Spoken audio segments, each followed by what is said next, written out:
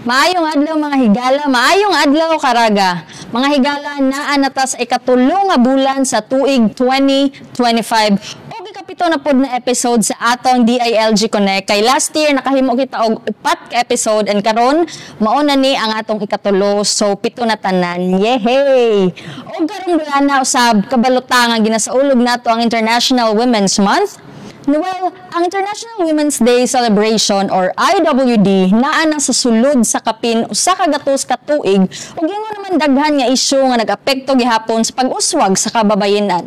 Sukad sa 1911, ang IWD kay para sa tanan nga nagpakabana sa pagkapari-parehas sa kababayenan. Ginasaulog ang mga nahimo sa kababayenan, pagpukaw og kahibalo mahitungod sa diskriminasyon, paglihok aron makabot ang mga gender equality, kini ang hinungdan nga inclusive kaayo ang International Women's Day. Okay, Women's Month man karon, syempre mo-connect kita sa isa sa ginadayig not just sa akademya, dili lang sa mga civil society organizations, but bisag sa mga public servants pareha nako. Isa sa mga empowered na babae, kung kinsa siya, atong hibawon. Kini inyong Connect host Lucel Lozano sa istoryang panggoberno para sa katawhan. Kini ang DILG Caraga Connect.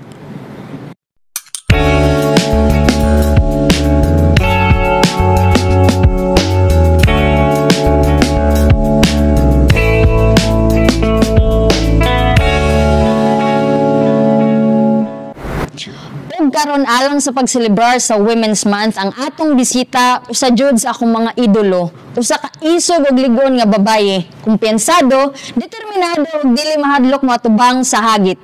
Adunay kaalam og kasing-kasing ug mubarog nga ligon sa iyang mga bili ug padayon nga nagtinguha sa paglambo ug kalampusan. Mga higala, atong tagaan og masipang pakpak, Ma'am Alma A. Elizar.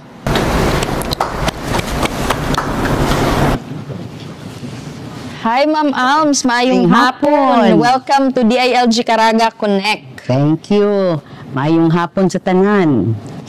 Ma'am, before na ko sugdan, no, gusto ko magpasalamat ani kay kabalo ko unsa ka busy, pero kay ni-request man ang department sa imong presensya ni hatag jud ka. So, Ma'am, daghan kayong salamat aning opportunity. May isa pa yan. Happy to be here.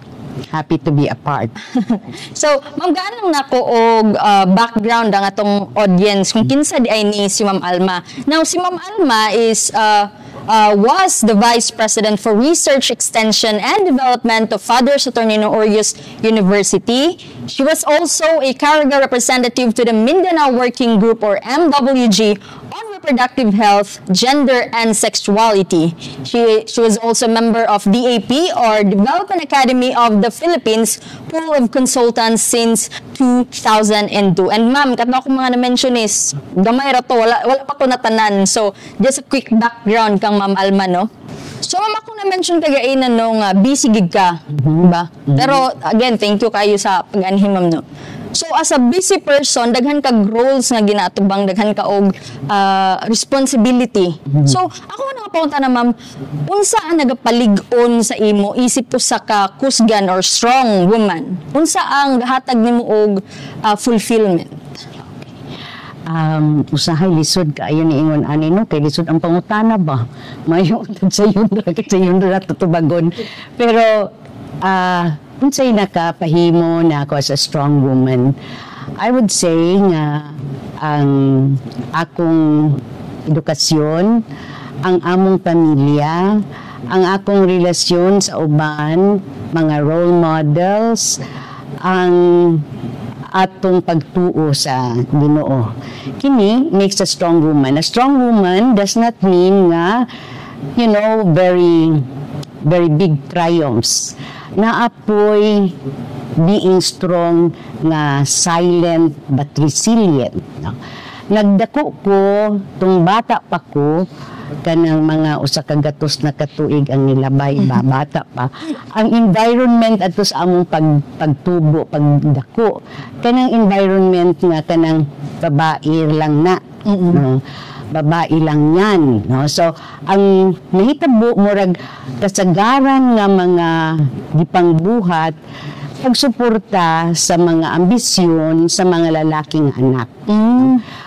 sa akong hunahuna ato nga panahon nga naman nga ang mga lalaki hatagan og bigger dreams, while the women okay lang kung naakay ambisyon o wala. Pasalamaton ko tungod kay sa among pamilya dili na maoy framework, no? Dili na mao ang gituuhan nilang tatay ug ni nanay. Kanang kami tanan paeskwelahon. So mauna nga pagdako nako, nakita nako nga I have to strive for the good of myself and for my family. To see and embrace sa akong strength nga babae ko, na ako'y kapasidad, na ako'y mga potensyal, ug nga kining akong pagkababae usdili isa ka limitasyon, kundili source of strength siya nako nga maghimo og kanang double times akong pag-eskwela. What makes me fulfilled is that kanang I was able, nahimo ko nga kanang nakuha nako ang akong mga ambisyon, nakapuyo ko with a purpose, and to see my capacity as a woman to fulfill it as the daughter, anak, igsuon, inahan, ug usa ka nagtrabaho sa usa ka organisasyon o miyembro sa usa ka komunidad. Fulfillment kay nakatabang, nakita na ako ang akong mga potensyal ug nakatabang pud sa uban nga mga kababayen-an o sa uban pa nga mga tao diha sa komunidad. Ma'am, nakasinati pud ba ka og babag sa imong career just because babae ka? Kung urog yun sa mga mo paglampos, ma'am? Oo, naapod siya kay kita kining makita nato nga mga limitasyon. Ang limitasyon barriers, no, sa atong full potential, whether babae ka o lalaki, but more so tungod sa babae, tungod kay ang pagtan-aw tung una nga kung babae ka, di ka mo eskwela, tungod kay maminyo ramang ka, nga naara ka diha sa balay.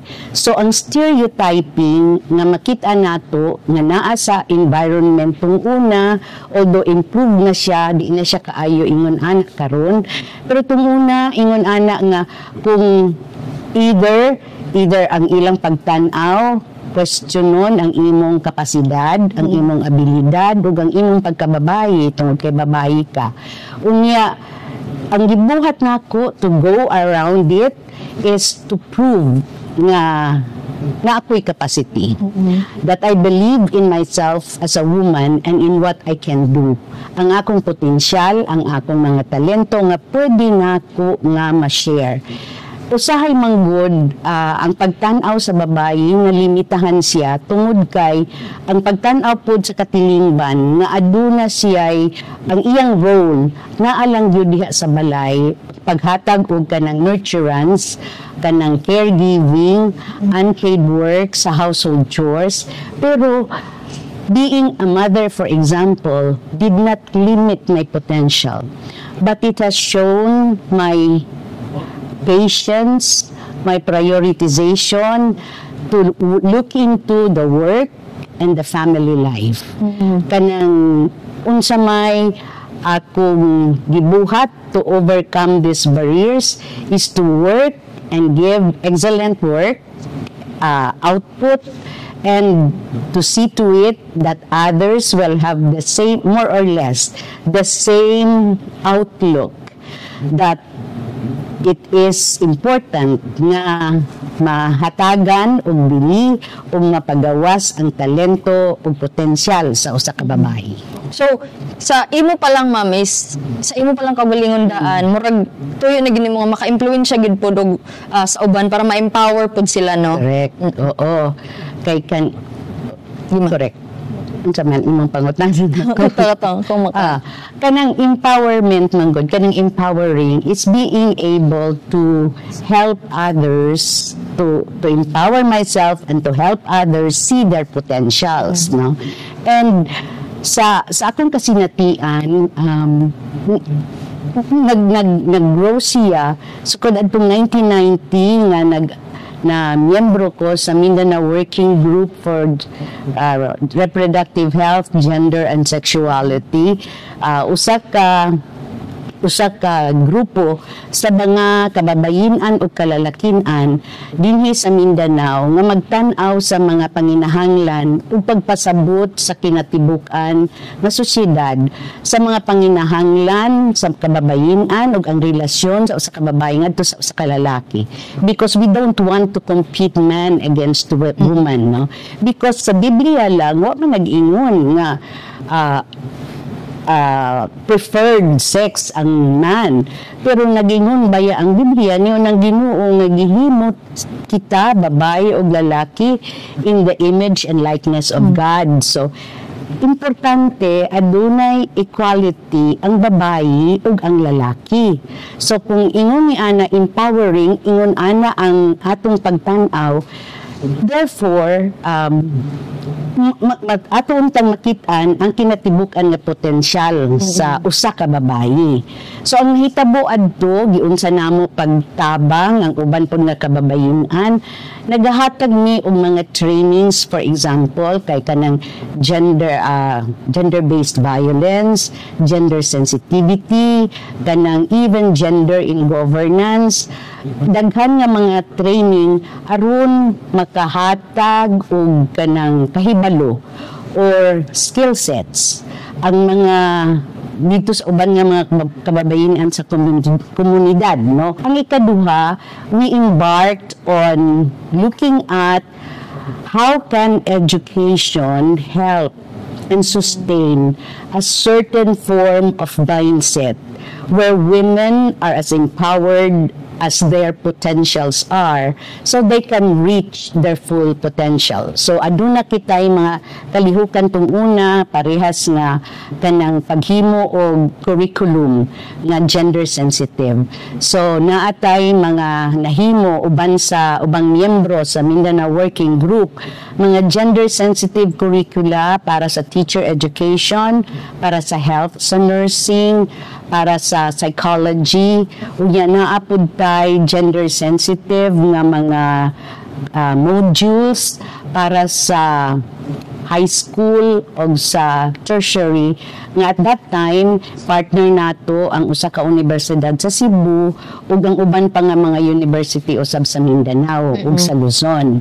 So kana ang atong nabuhat tong una para ma-increase, no, mapalambo ang pagsabot sa mga kababayen-an ug ang katilingban in itself nga adunay kapasidad ang mga kababayen-an, dili lang sila babae lang, kundi babae nga adunay kabahinan sa progreso o sa kalambuan sa atong society. Katilingban.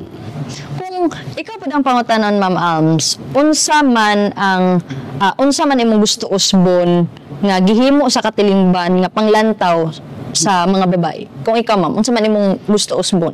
If I have one thing to make a change, no, kanang mautro mga kanang misconception, kayang assumption we don't change it man, di ba? Misconception diha sa paglantaw sa kung unsa ang babae, kung unsa ang posible nga papel sa usa ka babae diha sa atong katilingban. Kana mao ang pag-utro sa stereotype, no, nga pagtan-aw sa usa ka babae. Kanang pagtan-aw nga ang babae maayo lamang ibutang sa unpaid care work. Kanang diha lang siya sa balay, siya lang ang mag-atiman sa balay, mag-atiman sa mga bata, napay ilang giingon tunguna, mag-atiman sa tulo gabi. Bata, bana, baboy.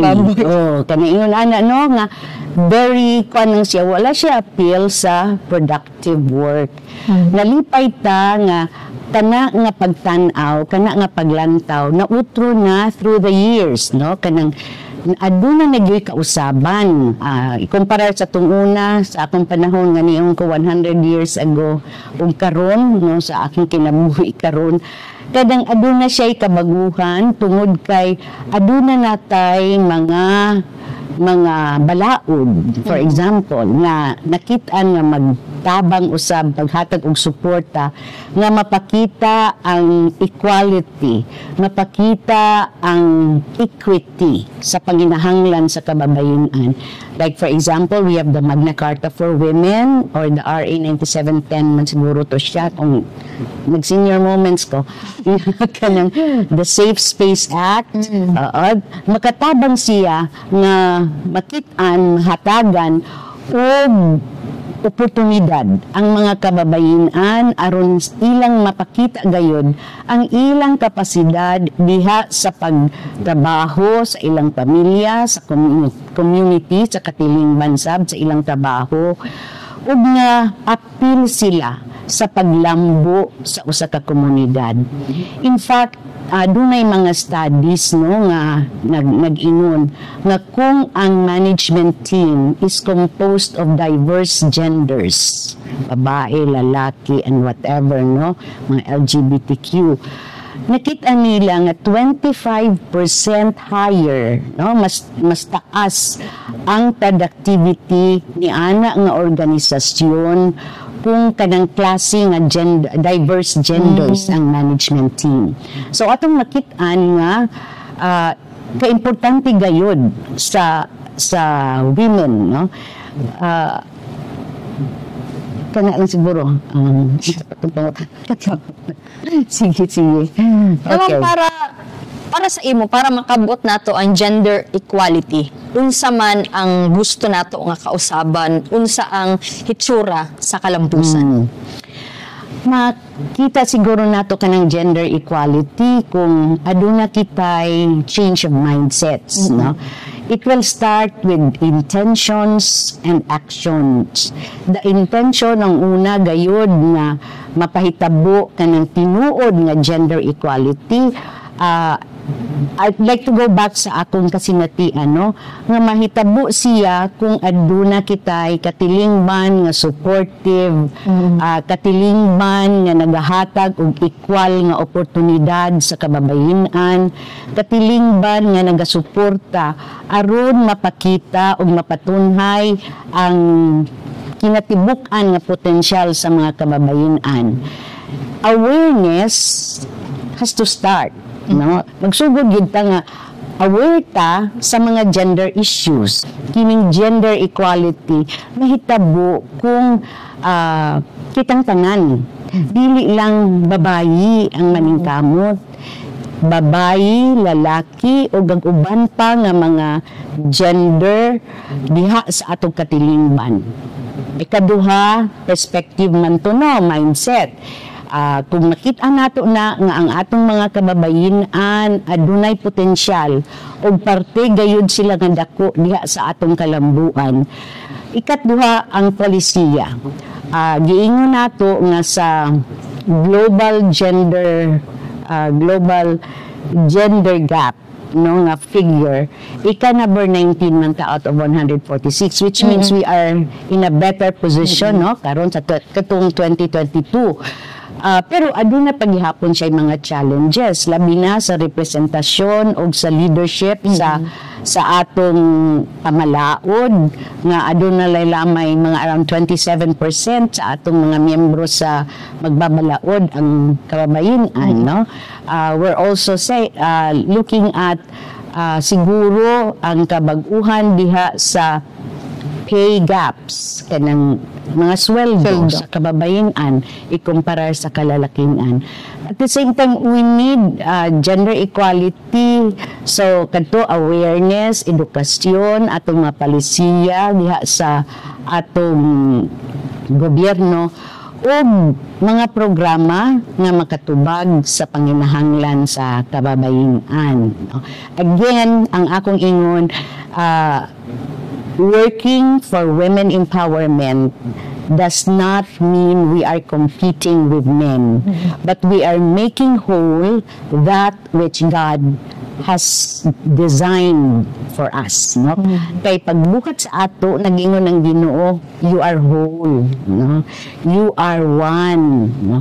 Nag-ingon sa ang Biblia, nag-ingon siya nga kanang ang there is no man or woman because you are all one in Christ Jesus, no? So, ma'am, additional, unsa man imong mahatag nga tambag or mga mensahe nga imong mahatag sa mga babae nga napay gusto buhaton or napay gusto i-prove gid sa dili lang society but sa ilang self mismo? Simple lang, believe in what you can do, no?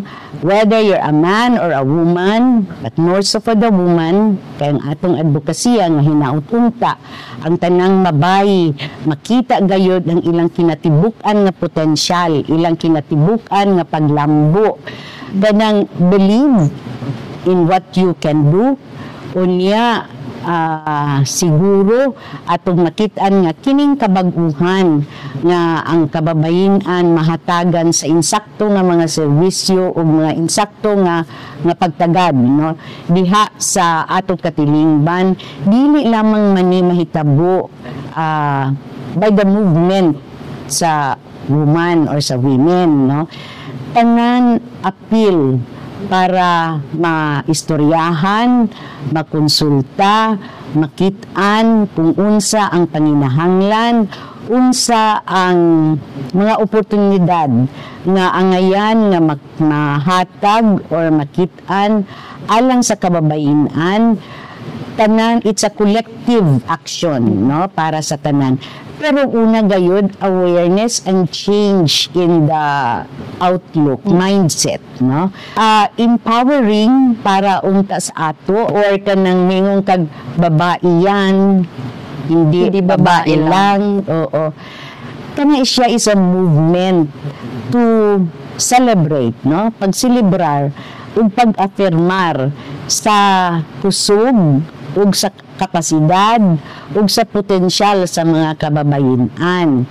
Dili lang siya slogan, pero mahimo unta siya nga self-affirming para sa kababayen-an. No, tan-awa ang atong kaugalingon, tan-aw nato atong kaugalingon unsa ang atong pwedeng nga matabang diha sa atong komunidad. Kita dapat mopakita nga aduna tay pag compassion, aduna sa nang bilisi as compassion.